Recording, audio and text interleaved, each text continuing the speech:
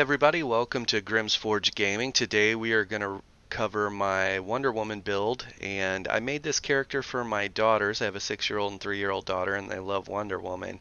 And I actually made the character, and the intent was to kind of teach them how to play on PC and let them run around in open world. And so this character actually was never going to make it into BGs or anything like that. It was just simply for them to play as Wonder Woman, and I had a health regen build on it, so they had like 4 or 5k health regen, and they weren't going to die in open world with this build. And anyways, they just recently started watching, what kids watch, games and stuff like that on YouTube, and I thought, how cool would it be to actually put a build together for her and get her up on YouTube, and then let them see their Wonder Woman in a BG, and literally that's why we put this build together. So, moving into the build, the stats on it are pretty un impressive. And the reason being is one of the sets, the 5-piece bonus, you actually don't see the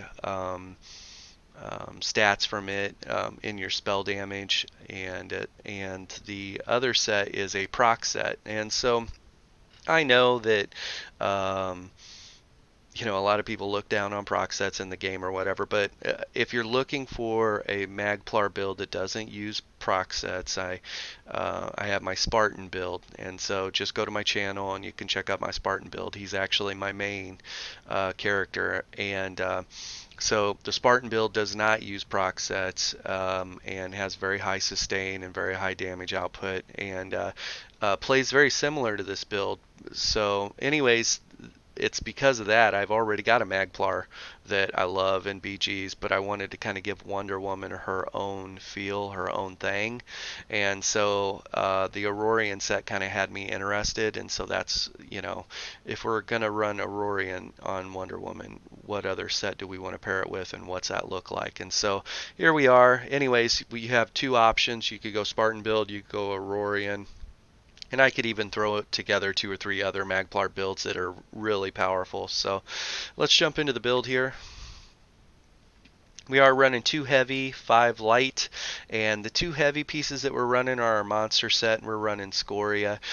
It's important to know about Scoria that it says when you deal damage with a damage over time effect. So our primary spammable, which is puncturing sweeps. Puncturing sweeps is considered direct damage now. It's great that they actually defined it, because puncturing sweeps was in a weird place for a while. It had some upfront damage, but then it was considered damage over time, and if you wanted to affect its performance, you had to put your CP according to that, direct damage and thaumaturge. But now that they've defined it as direct damage, that's helped out a lot. However, puncturing sweeps is still proccing Scoria, and so that's important to know. Scoria helps add with our burst. This is unbuffed right now, and it's going to drop basically a 10k flame meteor on their head, and it'll do splash damage. And the 1-piece bonus is welcome on this. We need that max health. Our traits, we're still working on. This is a work in progress, and I have so many builds going right now, I wouldn't be able to pull in enough transmute crystals to get everything set up properly. But we're just going to jump in BGs and give it our best go. So like we said, we're running Aurorian on this, and the 1 piece is max health, 2 pieces spell damage, 3 piece is spell penetration, which is great. That kind of pairs with our light armor passive for spell penetration against the tankier targets.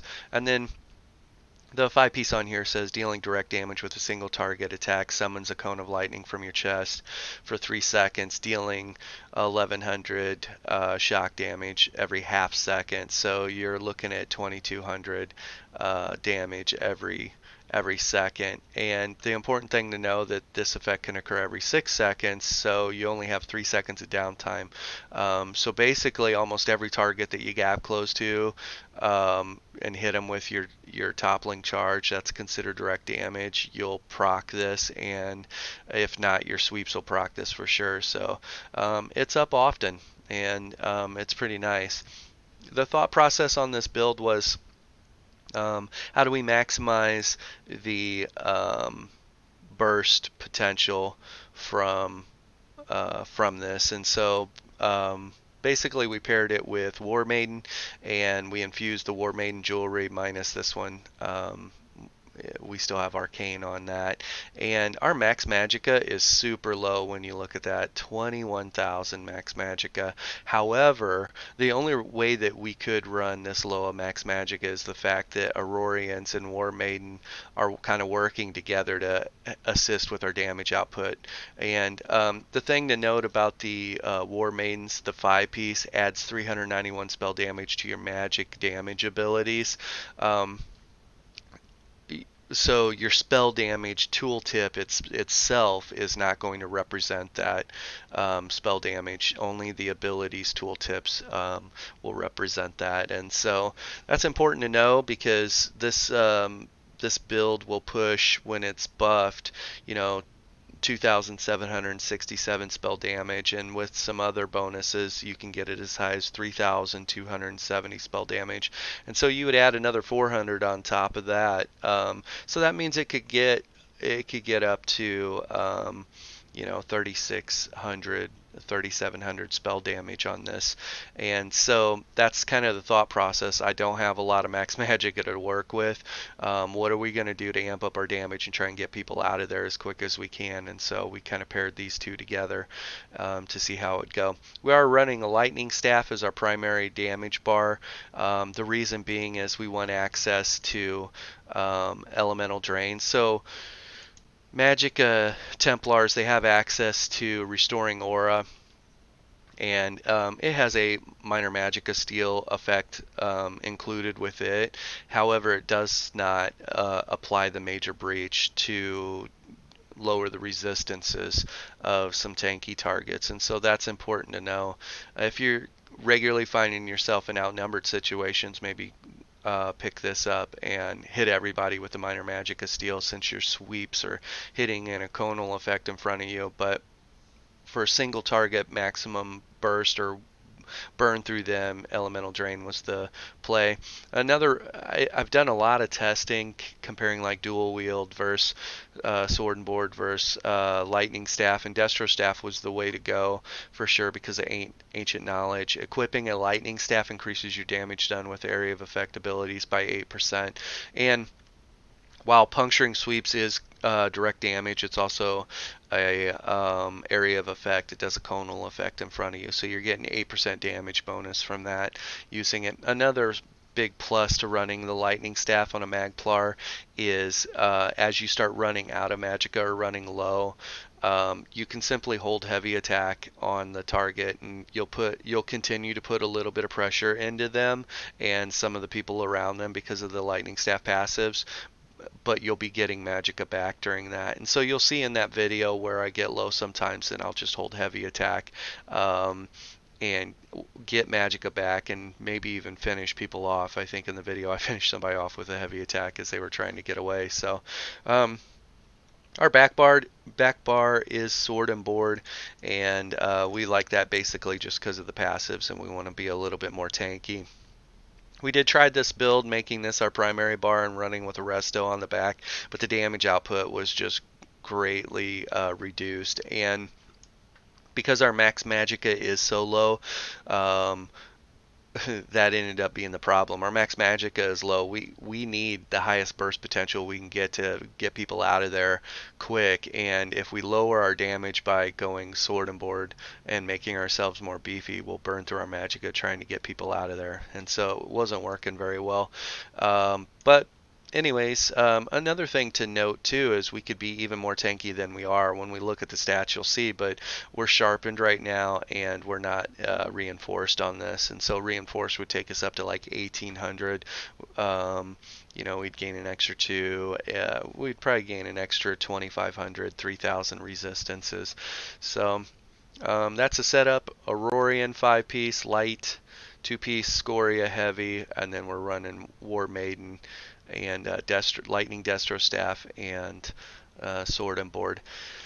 Let's look at the build unbuffed here. Like I was saying, it's pretty unimpressive. Max Magicka is super low, but Aurorians and War Maidens doing work for you. If it weren't for those two paired together, I don't know that we would be able to run this build. Now, you could take War Maiden out, and you could put Crafty Alfiq in there, or you could put Bright Throat's Boast, and that might be a combination for you eventually.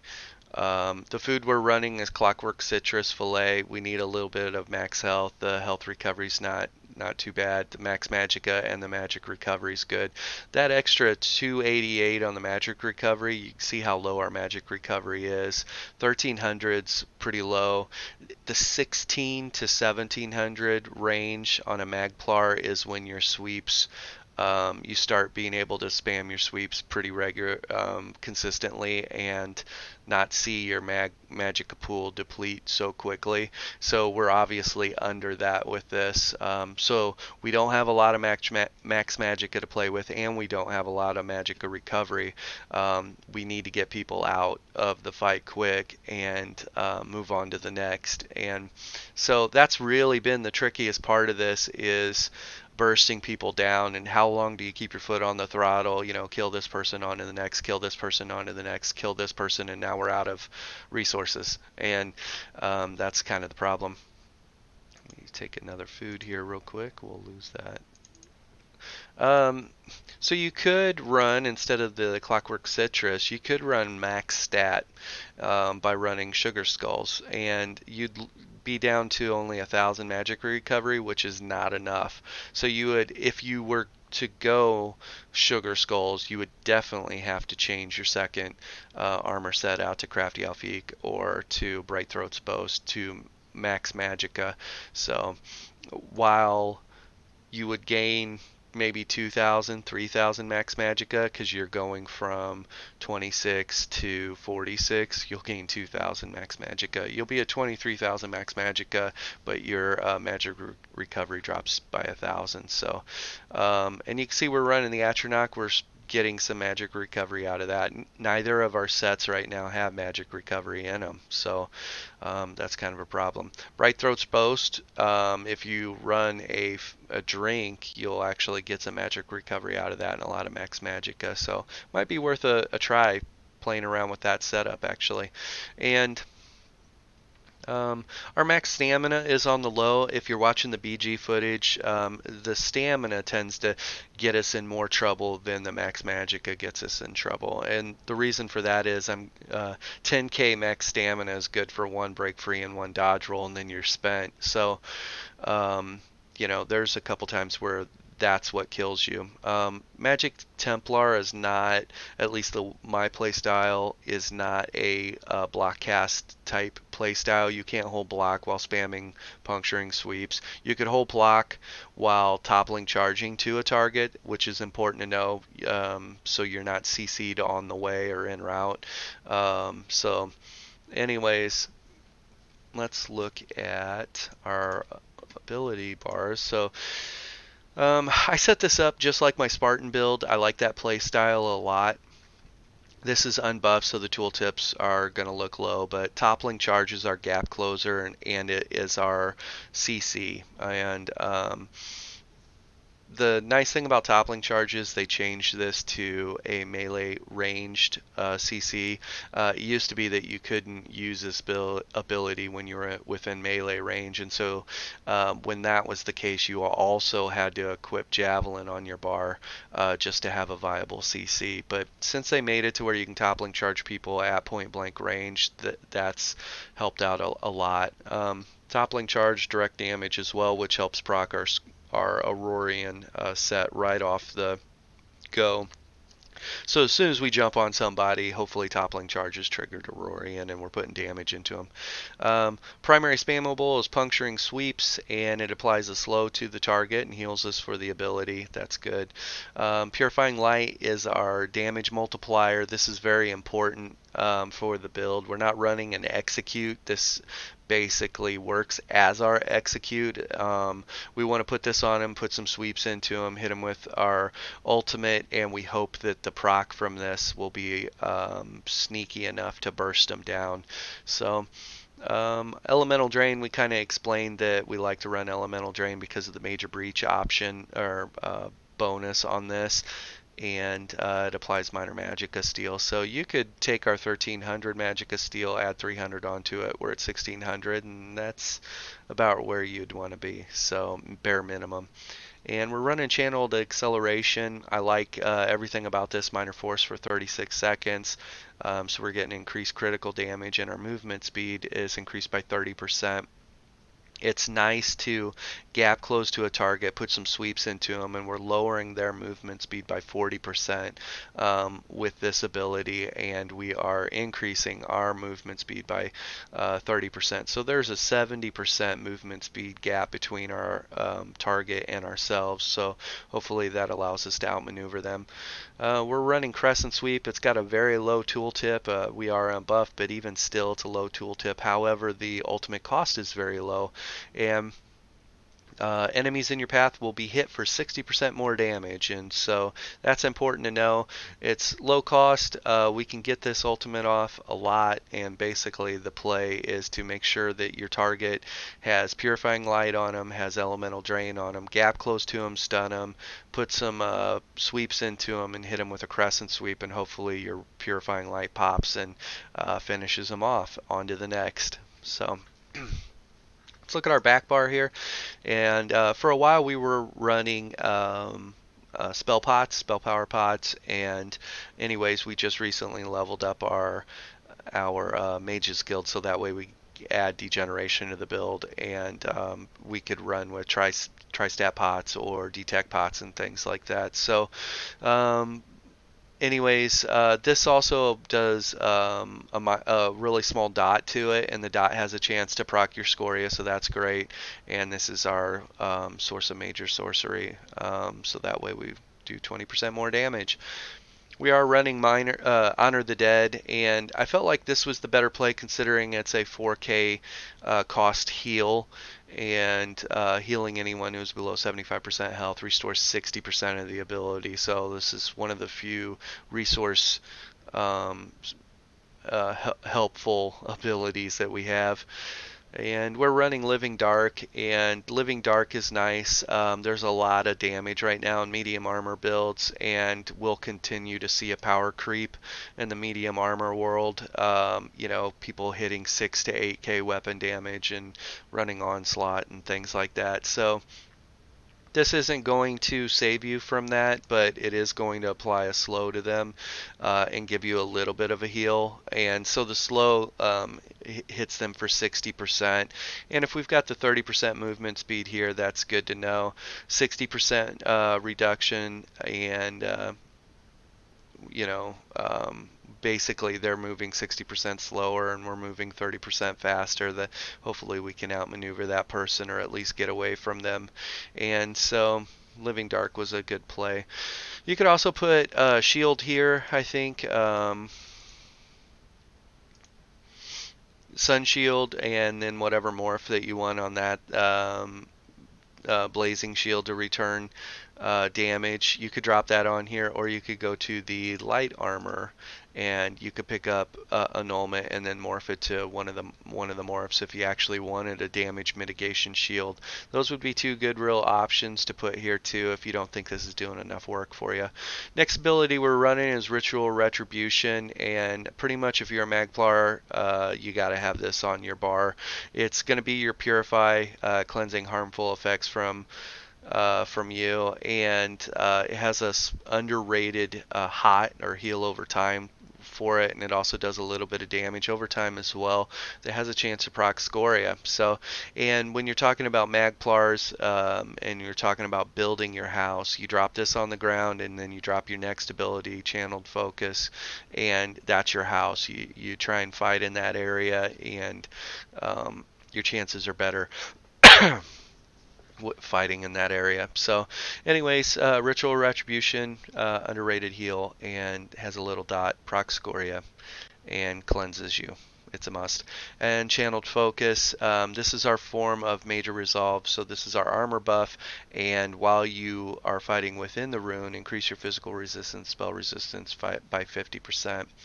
And the ultimate we're running is Remembrance, so I felt this synergized with team type play very well. I'll use this a lot of times to save other people, and occasionally, if I'm out of resources, this will buy me a little bit of time. I can hit this. It's pretty low cost, and maybe I'm just trying to buy my time for my um, potions to come off cooldown, and then we're back in the fight. So um, this does give you major protection, reducing the damage taken by 30% while you're in it. So let's look at, that's our bars, and we're going to look at our abilities again. We kind of talked about this. Let's buff up. I want to show you the build.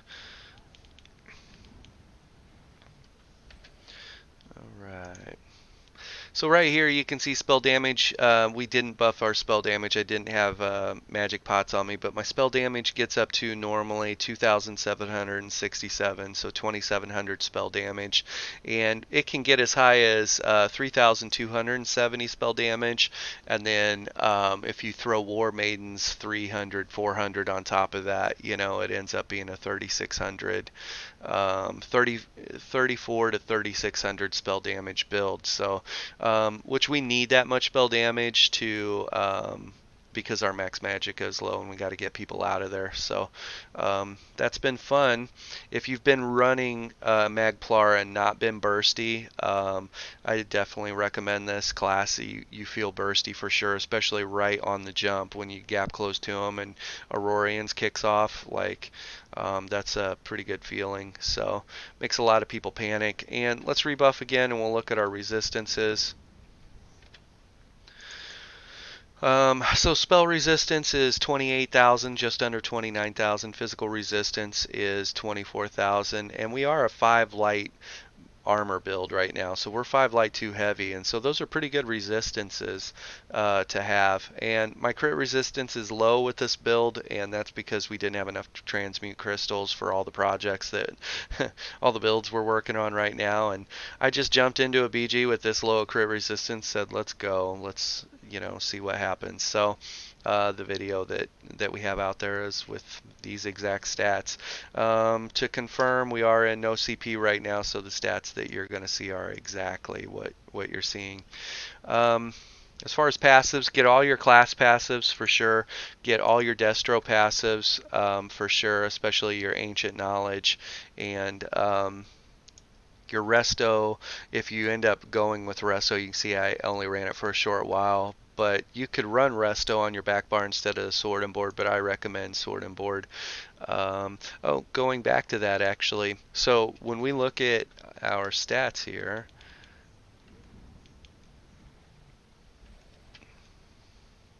Sword and Board here right now, 28,000, just under 29, 24. We could actually be 3K higher by changing out some traits, but so we would be over 30K and we would be at 27K on our physical resistance if we were to just come here and change this to defending rather than sharpened, and this to reinforced. So those two changes would make us even tankier on our back bar.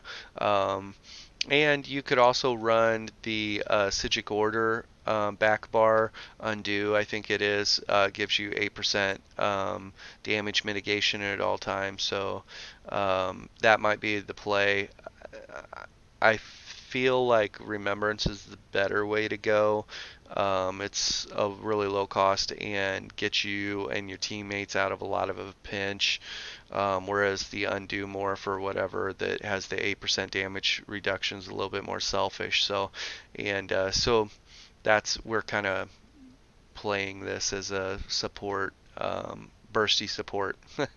And anyways, your light armor get all your passives there. Heavy armor, get the top 3 passives. We are running 2 heavy, and so you'll see we get an additional 4% Magicka, and health recovery is increased by 8%. We have some sustain coming in, 216 resources coming in as we're damaged. So, and race, we are a Nord. If it weren't for the rugged passive, that's almost 4k spell and physical resistance. We wouldn't have the resistances as high as we do on this build. We wouldn't be able to run a 5 light build and be up in people's faces and doing what we're doing. So Nord is definitely the way to go in my opinion. Other people, you can make an argument for whatever, and that's fine.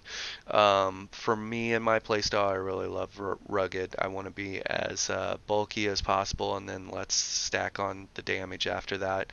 Stalwart's really nice on a Nord too. Max Stam, we need it considering our max Stam is so low.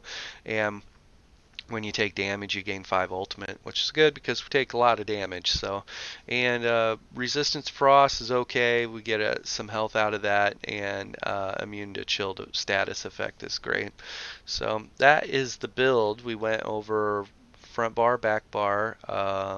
We looked at everything buffed except for our tooltips and stuff like that because I don't have spell pots on me. But basically, this is a lot of damage. You can watch the video. We could take people out of there pretty quick, which we need to because our max magic is low and our magic regen's low.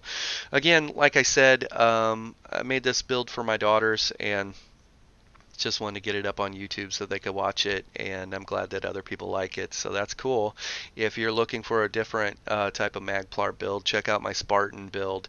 I have 2 BGs of him, and then I have a build for him as well, and show you what we're running on that build. So if you want to see some different Magplar builds, just put in the comments, what else you got Magplar build wise, and I'll list a couple different options for you. And tell me what you're looking for. If you're looking for max burst, this is it, or this is up there. Spartan build is up there for sure. I feel like he's more well-rounded, so he can block, dodge, roll more. He's very bursty, very sustained. On this one, we're relying on the Aurorian's proc set, which I don't have a problem playing with proc sets. Other people are playing with proc sets, and I know there's a lot of people out there that look down on or hate proc sets, and that's fine. They can play whatever way they want, but it's in the game, so you might as well have fun with it, and that's what this is about, having fun. So thanks for joining me. Have a good one.